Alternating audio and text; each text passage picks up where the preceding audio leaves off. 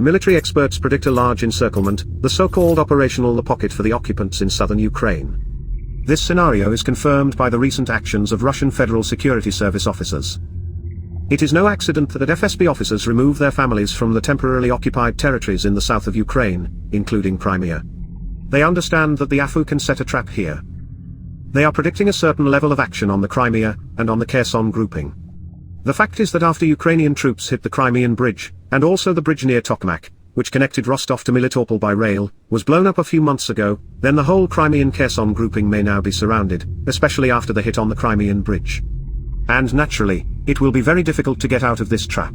Employees of the FSB calculate the further actions of the Ukrainian military and predict an attack by the AFU from near Gulapol in the direction of Melitopol.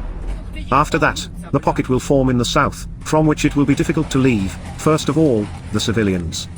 That is why the security forces, from the FSB are already removing their families and relatives of the collaborators. This exodus is only the beginning, but it is not yet a mass exodus. They will do it so far in a closed form, using something as a cover. As they are now disguising it with the general evacuation from the Kherson region, but so far they are evacuating only their own people. A few days ago the AFU had already cleared the pocket in the Kherson region, and now the front line is approaching one of the key towns in which were the Russian military. That is, the trap into which the AFU troops took the occupants has already been cleared and the front line has approached Bereslov and passes near the settlement of Mylov. Important for the armed forces was the liberation of Davydiv Brid, where the Russian occupiers had quite strong positions.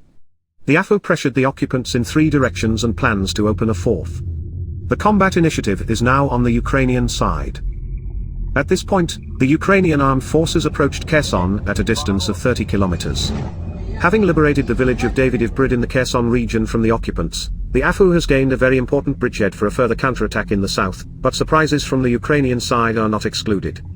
Waiting. I have a big request to you.